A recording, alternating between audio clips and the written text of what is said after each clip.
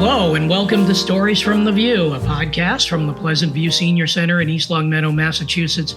On this podcast, we invite East Longmeadow residents, past and present, to tell us stories about their lives and events. Today's guest is Marco Basile. He grew up in East Longmeadow and is an entrepreneur. And here's your host, Mary Jenowyn Kaplan. Thank you, Eric. Welcome, Marco. Thanks for joining us today. Yeah, absolutely. Thank you for having me. We cannot wait to hear your story. So you're a local guy.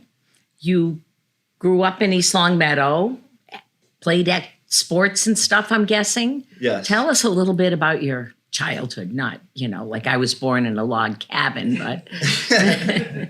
Yeah. So, first off, thanks for having me again. I appreciate it. I grew up in East Longmeadow, been a longtime resident, played tons of sports here, big family. I got 4 older brothers and a younger sister, and all of us have gone through the school system and played on many sports teams and whatnot. So, excuse me. So, it's been fun living here. I played football, lacrosse, wrestling. I did a little bit of baseball, t-ball when I was younger. Met some great friends and, got a lot out of the sports and whatnot. So, and somehow you've become an entrepreneur. How does one do that? Like, what led you to this path of life? So honestly, I feel like it started back in elementary school. School wasn't really my thing. I wasn't really big into the books. I was more, out in the backyard, getting dirty. When we moved to East Longmeadow, my parents bought a house. It was one of the worst houses on the street.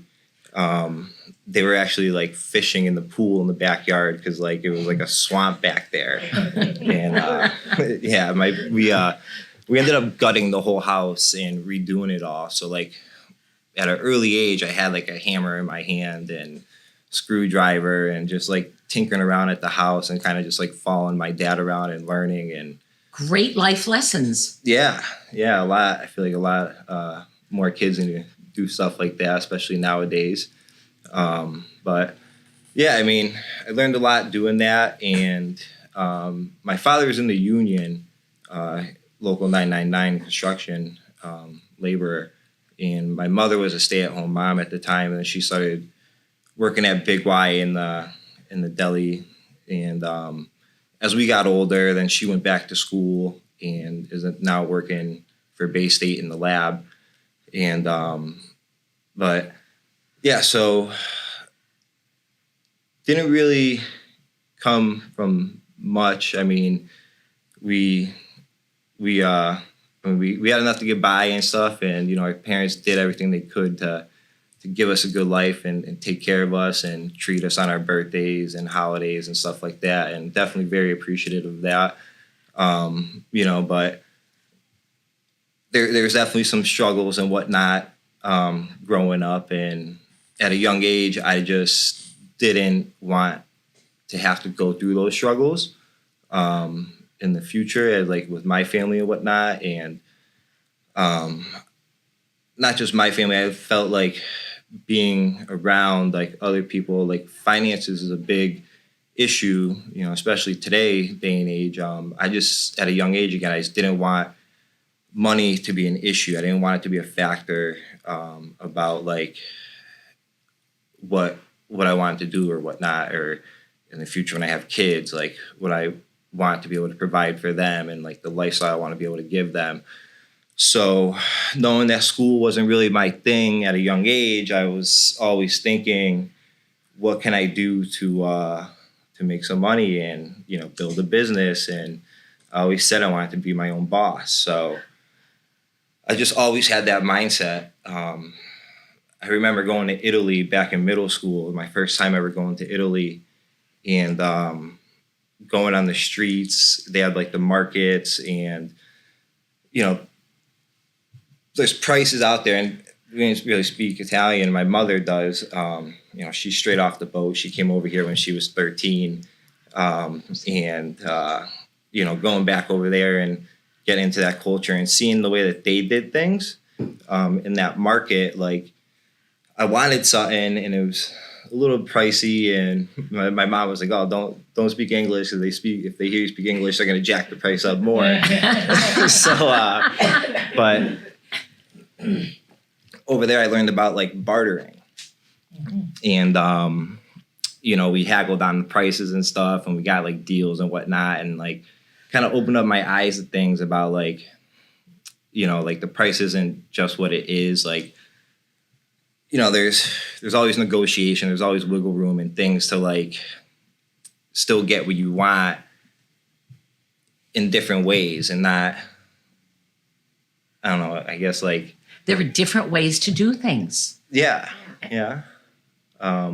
So I just thought that I had a different mindset at a young age, and I just really just decided to be an entrepreneur. And at age 13, I acquired a party tent, a 20 by 40 pole tent. And being... Marco, how did you acquire a party tent at age 13? Like, did you ask for it for your birthday? Come on. Did some bartering. One of my father's friends had this tent. And, again, I was always working with my hands, doing things and, picking up. You had a vision. Yeah. And again, big family and whatnot. We were always having soccer parties, pasta parties, pool parties. Like we have a big family, so they'd all come over, friends, everything. And we were always having events. So I saw an opportunity to get this tent. So I did some bartering, whatever I had to do to get it. And I acquired the tent and just started setting it up at my house. That was like the plan, like, we have parties, like it'd be nice to be under a tent instead of being in the heat and stuff. So we were just always setting it up then. And then I had a couple people ask me, like friends and family, if, I could come set it up for them. So did that a couple times, really for nothing. They would just, they would actually have to come pick me up, or my father would. You weren't driving then. Yeah, would drive me there, and I'd set it up. And couldn't take the tent on your bike, right? This was big. No, but yeah, I always had a way of making it work out. So I found the way to get it there and make it happen. So then. Obviously, back then I wasn't turning over the tent like I am now, and now I have multiple tents, not just that one. I slowly and steadily just kept, renting that tent out, and I did some research, called around to see what big companies were charging for this, and I was like, wow, I could charge like a quarter of that, and I'm in middle school. I could be making some serious money. All they got to do is just come pick me up. You got a truck, I'll come set this up and I'll save you money. So, then it kind of scaled from there. I started inquiring some tables, some chairs. And throughout the years, I built this trailer, and it was a little homemade trailer, whatnot. And I had like 10 tables at the time, and like 50 chairs, and the one tent on this trailer. And sometimes maybe I might have taken my dad's Jeep without him knowing and gone and set up the tent and whatnot. But stealth entrepreneur. There's worse things I could have been doing at that age, so trying to start a business. Quite like you were thinking outside the box here. Yeah, and that's kind of how my mind works. I'm definitely not like a stereotypical student, definitely at that age. So with that, as I went through middle school and into high school, I still had that mindset of being my own boss, being an entrepreneur and building an empire. And I remember one time I was out at recess, and a couple of my buddies, they were talking about like these pro football players. They knew every stat about them, everyone else on their team, this, that, and the other thing. And like, I thought to myself, I'm like, what makes like these famous people, these rappers, these professional athletes, like these movie stars. What makes them so special? Like, are they not human? Do they not bleed? Do they not get sick? Like, why do people idolize them so much? Like, what separates them from me, from them, from anyone? And again, at a young age, I was thinking this, and I thought it was like their mindset, their perseverance, they're determined to just persevere and like get to that top level. And if people focus on much on themselves that they did on like these famous people that they don't even know, like maybe those positions would be switched. Like if you like focus on yourself and what you're doing and what your goal and your vision is, you'll be amazed at what will happen if you put the work in. So it's like the 7 habits of highly successful people in the mind of a high school kid. Yeah. And you develop this for your own life philosophy. Yeah. So how did that evolve then?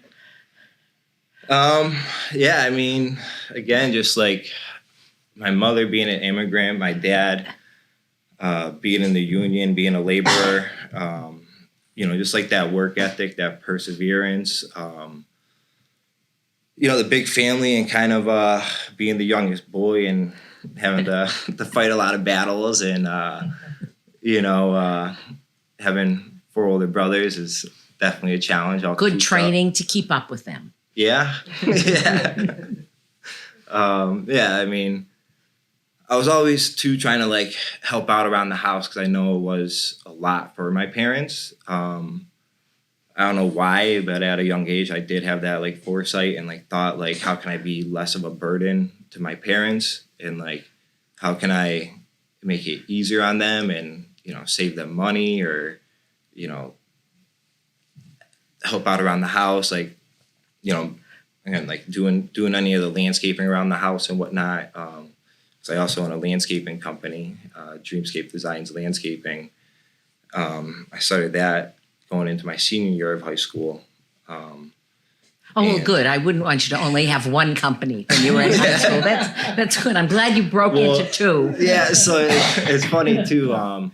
So as I was going with the tents, I mean, I'm a workaholic, right? So like back to what I was saying before with my father being in the union and stuff, and like he also had like side jobs, like his own business on the side that he would do, and growing up in the house that was like a flip house renovation, as I was growing up and whatnot, and having that interest, I would go to these jobs with my dad and whatever, moving around on a wheelbarrow, doing this and doing that, and just like learning and working and getting that work ethic, and just it really stuck with me, and it's just where I wanted to go with my life, and I just knew that school wasn't my thing. So, but you had real initiative. I mean, no one said it's too sunny in the backyard, Marco. What are you going to do about that? You sort of identified a need and then found a way to make your home life a little better. Yeah, for sure. I mean, I like to be a problem solver, I guess. I mean, I guess you do. With the landscaping, with the party rentals and everything. I feel like being able to help out and solve people's problems and just make their lives a little bit easier, whether that is like mowing your lawn or, picking up the leaves or, redoing a whole new landscape, installing, new plants and shrubs and walkways and stuff like that. So when you come home from work, you can, really put a big smile on your face that you're home and you have such a beautiful house and whatnot. So I do like that. I feel it's very rewarding for me. Then obviously seeing the customer with a smile on their face, it makes it even better. But yeah, putting in the hard work, I really enjoy that. When you're driving around town, you can see the fruits of your labor. Yeah. So you graduated from high school and then became the CEO of your empire? Is that how it happened?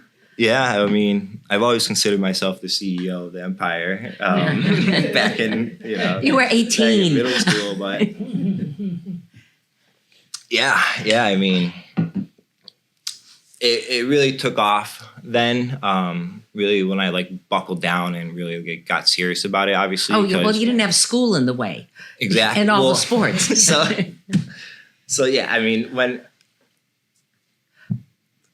the work that I've done, and I'm 32 years old, the work that I've done is like crazy. How many years I put in, like, again, like back to like my dad and his side jobs. Like I was 8, 9, 10, 11 years old on those jobs, like moving around wheelbarrows, doing all this stuff. I was bussing tables on the weekend at local restaurants, family members who have restaurants. I would go there and bus tables Thursday, Friday, Saturday, Sunday night. All this on top of doing sports.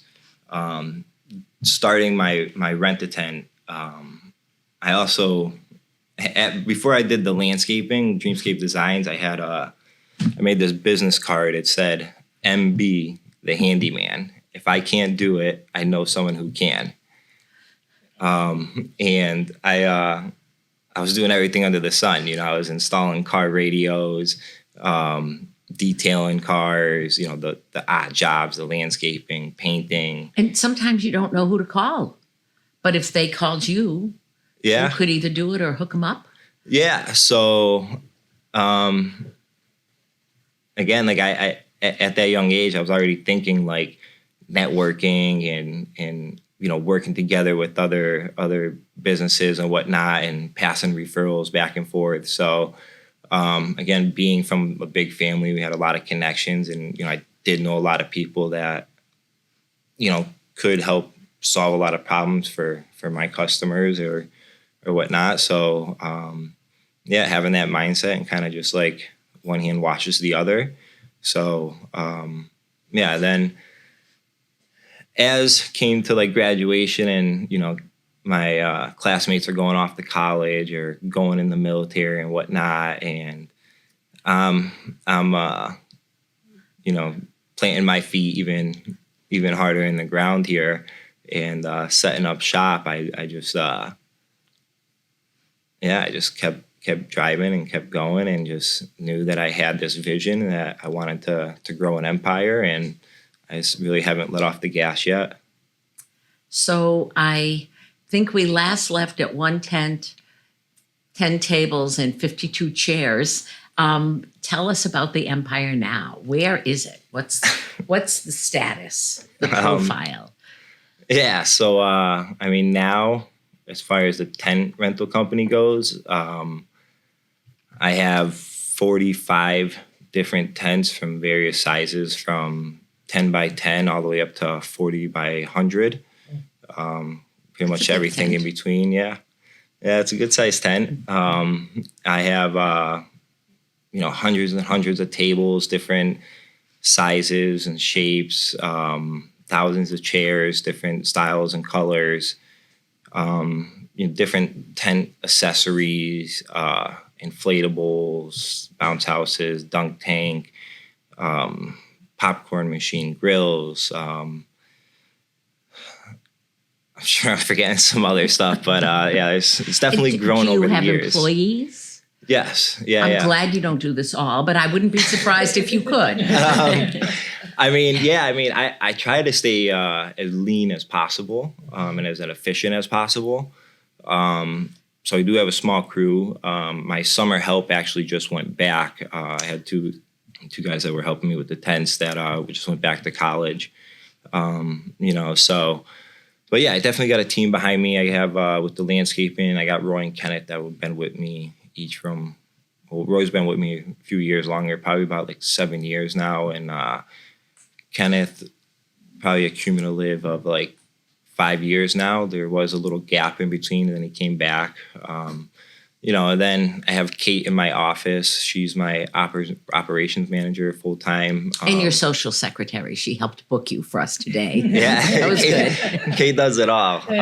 She's also my girlfriend, which is love, like that. Yeah. So that's a big help because she cares just as much as I do. And, my other guys too, I look at it like it's a family. I tell my guys, like, at this point, I spend more time with them than I do my family. So I want to be around people that I enjoy spending time with. And I feel like that's reciprocated, and I want to be able to go to work in the morning and have my guys come to work in the morning and have a smile on your face because you're happy to be there, not like, oh, I have to do this again. So those people kind of weed their way out pretty fast, and it's. I'm guessing they're pretty hard workers and pretty energetic, also. Yeah. We got a good crew for sure. Then with the landscaping, I mean, I got a few trucks now, trailers, a few different mowers, weed whackers, hand trimmers, like all the equipment you need, Bobcat, everything. We do maintenance, installation, seasonal work, snow plowing, hardscaping. So wide variety. I like to be versatile, and there's that old saying, "Jack of all trades, master of none." But I heard that the actual saying is, "Jack of all trades, but a master of none is better than a master of just one." That makes much more sense, right? And if you take COVID for an example, how they shut down. Mm-hmm. You know what I mean? If you're not, how was the tent business in COVID? Yeah, so I mean, at first it was a little scary, a lot of cancellation, postponing, and whatnot. But then it picked up. A lot of the restaurants really, them doing outside dining was big, and then weddings too really took off during COVID because all these venues were limited on how many people they could have there. So people were just like, I'll just have it in my backyard, So it was able to kind of go with the flow, and and back to the point, like being versatile and being able to like pivot and adapt and whatnot, and not just like rely on one thing. I think definitely in today's day and age is something that like everyone should do. So does the Empire have an office? Or is Kate like in her kitchen? What happens? Do we have like a place? No. So right now I'm renting a location where I store all my equipment. I have my office there and whatnot. I am looking for a facility where I could call my own and really set up shop. I've been looking. The market's been crazy. I have put some offers in, and it's just a game. And I'm not trying to rush into anything. I will like to get what I want, and not kind of settle for something just because it's there. Mm-hmm. So I'm pretty content at where I'm at. I mean, ideally, a nice bigger facility would be vision. Yeah, that's good. Yeah, but I'm not going to force it. So, it'll happen when it happens. But it's definitely in the cards. So just keep working towards it. I think you mentioned real estate. Do you do something with that, or that's just in searching for your next venue? Yeah. So I also do some real estate investing. I have flipped a couple properties, buying. Kind of like what your dad did? Yeah. Yeah. With our house, and my parents still own that house, but yeah, I mean, that's a really good way to build generational wealth and long-term looking for my kids' future and the empire. It has to be part of the building blocks is real estate. So I started doing that 6 years ago I want to say. I flipped a couple houses. I own a few that are multifamilies that I rent out. And I continue to search and looking to grow and see what opportunities are out there. Astonishing. I was just going to ask what the future is, but I kind of think you just did that for us. Anything else you'd like to add? I'm exhausted just listening to you. So yeah. Well, I would definitely like to touch on, East Long Meadow some more in general. Like, Tell us about your vision, your view of our town. Yeah, well, I mean, it's definitely had a big impact on me. My roots are definitely here. They're, growing deeper every day. And, yeah, I mean, at the beginning of the podcast, we were talking about, sports and whatnot. And one sport in particular that had a huge impact on me was wrestling. And when I got into high school as a freshman, I was at a football game on a Friday night, and the wrestling coach sent his sister, who was a couple grades above me, and he was a few years older than her. And my brother had wrestled for, I think he did one full season. It wasn't really for him, but when they heard there was another Basile and as a freshman, they were like, "Oh, go new go get talent." him." Yeah, go get him. So That's it. Send the sister. I like that. So and my other brother was friends with his sister and stuff. So I was friendly with her and whatnot.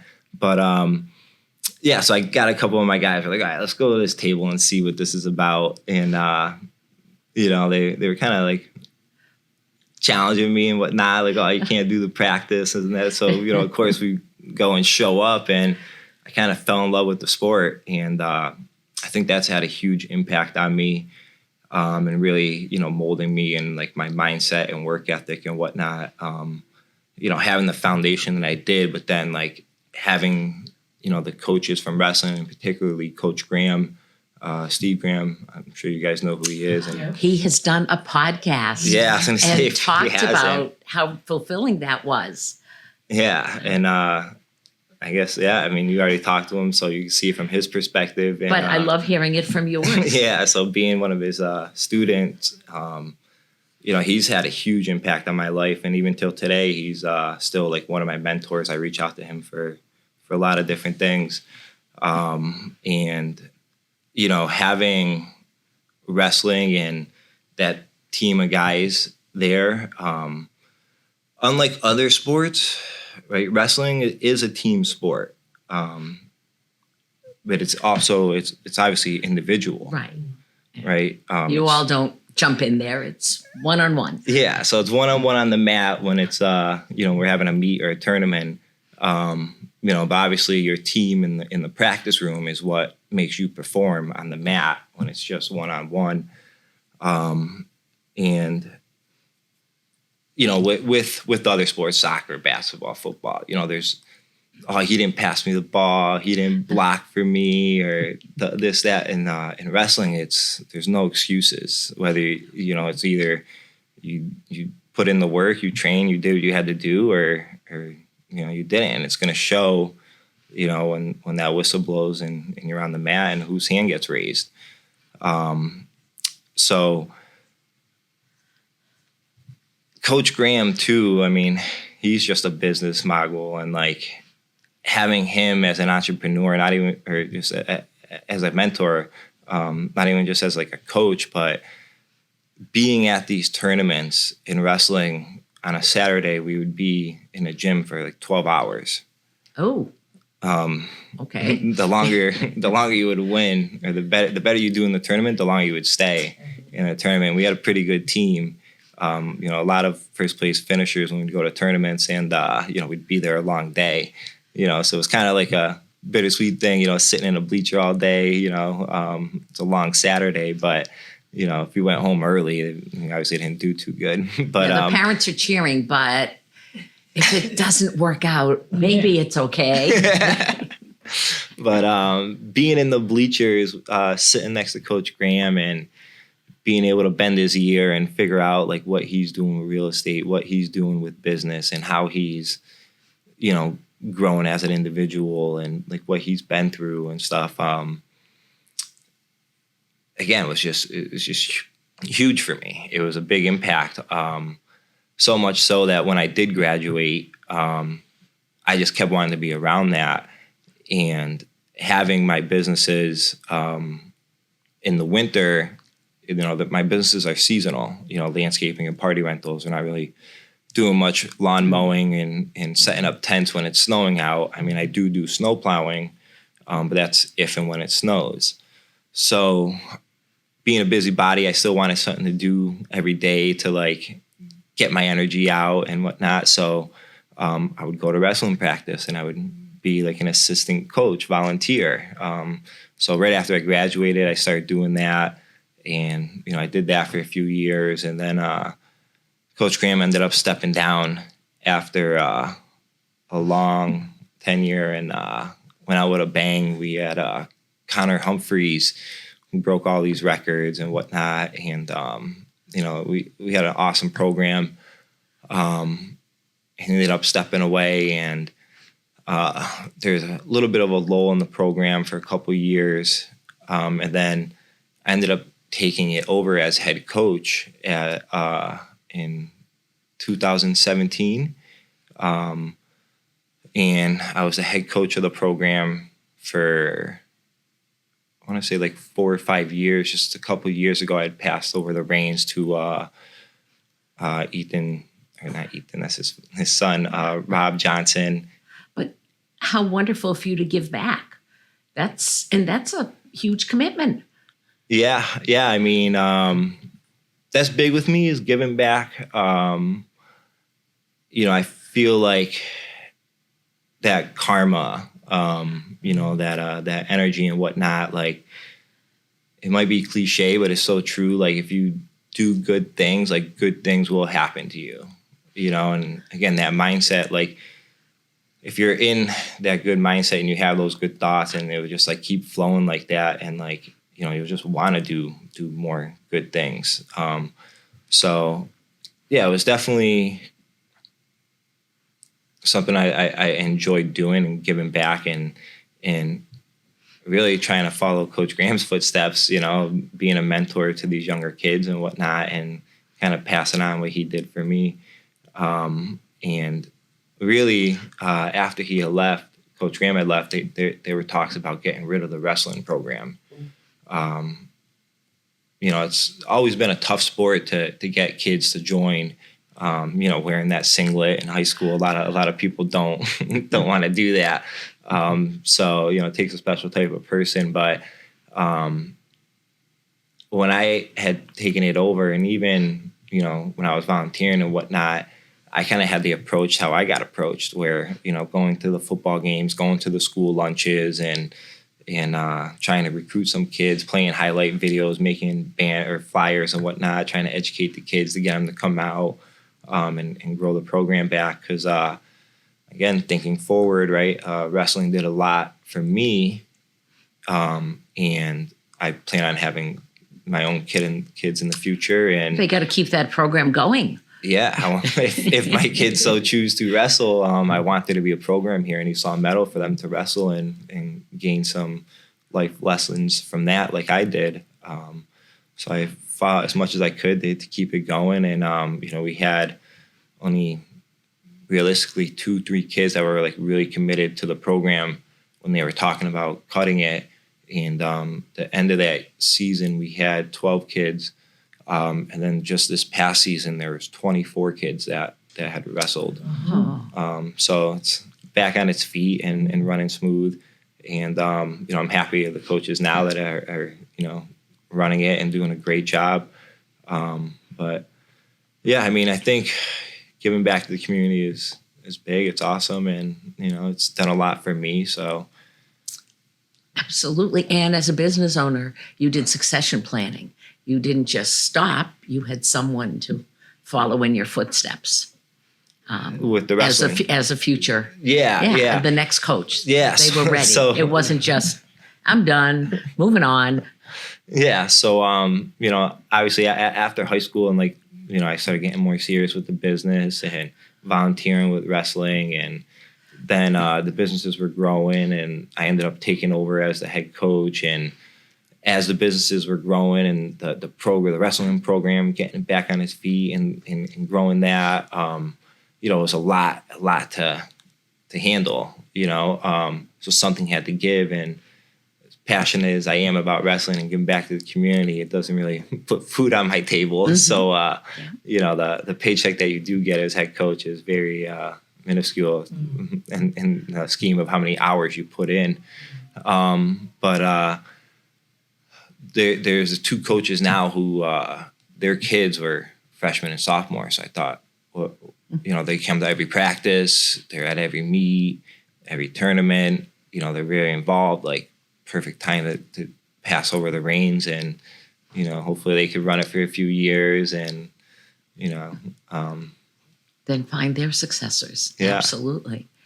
And may I just suggest, you did say you hope your children follow in your footsteps. Instead of maybe onesies, you'll get little singlets for them and start early on that planting the seeds, having definitely. it going. That's excellent. Tell me other community connections, because you have a big family, so that's a huge part of your life. Yeah, Peppa's Pizza, Pino's my uncle, and I actually worked there throughout high school as I was running my businesses and playing all the sports and whatnot. I worked there for 8 years, and throughout high school, and a couple years passed and whatnot. That's an awesome business. I don't know if you guys have been there. I'm sure you have, all the slices and whatnot. Obviously John Sullivan, what he's doing over at East Village Tavern, The Boulevard, everywhere. Yes. Yeah, crushing it. And different. I'm a Lion. I'm part of the Lions Club. Oh, you gonna roar for us? They do roar. Yeah, so great organization. Kate calls me a cub because I'm like the youngest lion in the group. But it's a great group of guys, and it's a funny story too with that. Kind of ties in with the tents and whatnot. Being in East Long Meadow, they growing up, they always had the fishing derby right over here at Heritage Park. And I remember going there every year. One time in particular, one of my buddies, I'm sure he'll remember this and get a laugh out of it if he hears this. We were the first ones at the pond. My dad was like, all right, you got to get there early. So, Yeah, your family wasn't exactly slugs. You were ready. Yeah. So my buddy slept over, and then my dad drops us off at like 5:30 in the morning. We got our chairs, our tackle box, our pole. We were sitting there shivering and stuff. And, we ended up catching some fish and having a good time. And, that was like a big staple. I remember that as a kid. And then there's a few years where they got rid of the fishing derby. So I believe it was the JCs that used to run it. And then that club kind of got like... They disbanded, yeah. So the fishing derby was no more. And then I saw in the reminder there was an ad that the Lions Club were trying to bring it back. So, I thought like, oh, what a great idea. I remember going as a kid, that story and whatnot and everything. I was like, how can I help be a part of this and make it happen? So I reached out to him and said, hey, can I donate a tent and some tables and chairs and, help like make the event, anything I can do and whatnot. So they obviously, accepted it. And, we been doing that for a few years now. And after a couple of years, they've been trying to rope me in to become a Lion. And it's probably been like 2 years now that I joined 2 years ago. And that's a great group that does a lot for the community. We just did the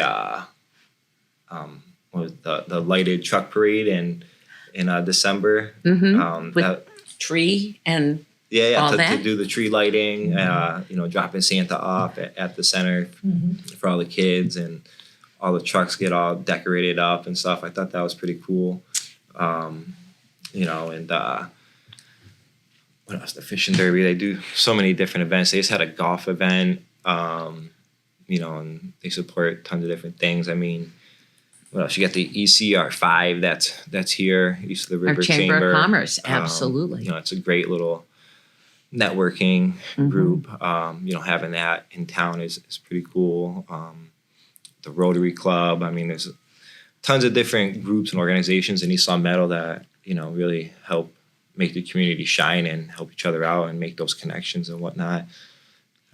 Many communities have those groups. However, East Long Meadow is a small community, And I think we have a huge number of groups that do a tremendous amount of work. I mean, the fishing derby's a big project. The Christmas tree lighting truck parade, they're memorable big events that help folks really bond with our town, as you have. Yeah. It's East Long Meadow is pretty cool for as small as it is. I mean, there's a lot here. I mean, the carnival, people from all over come to the East Long Meadow Carnival. It's a pretty big event. The fireworks, which hopefully tradition continues, right? Yeah, knock on wood. We hope so. We got to find someone to step up and who has some land we can use to set off some fireworks. You gotta start your real estate connections here and get us some land, because it takes a lot for those definitely explosion things. So hopefully that continues. I mean, the parade is always big. I mean, another staple in the town where people from all over come to that and check out. I mean, there's just so much in the community, and like the history of East Long Meadow too, like the redstone, the brownstone, like kind of how the town was built and whatnot. And and I think it's pretty funny too how Sully over at EVT, the East Village Tavern, how East Long Meadow used to be called the East Village.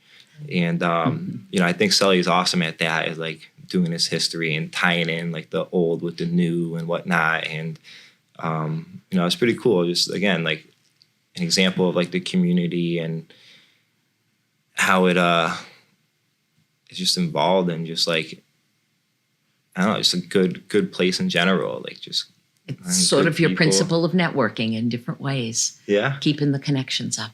Yeah. Darn. Well, Marco, thank you so much. Eric, you think we covered it all? Oh boy, are you thinking that we covered it all, Marco? I don't know. There's so much more, but I think we're good for today. You are invited back. All right. Well, thank you so much for being here today. Appreciate it. Absolutely. So that wraps up another episode of Stories from the View. We'd like to thank Marco Basile of Rent a Tent for being here. The Stories from the View podcast is available on the LCAT 01028 channel on YouTube, and we're also on Spotify. If you have a story you'd like to share on the program, you can contact Pleasant View Senior Center Director Aaron Kobler.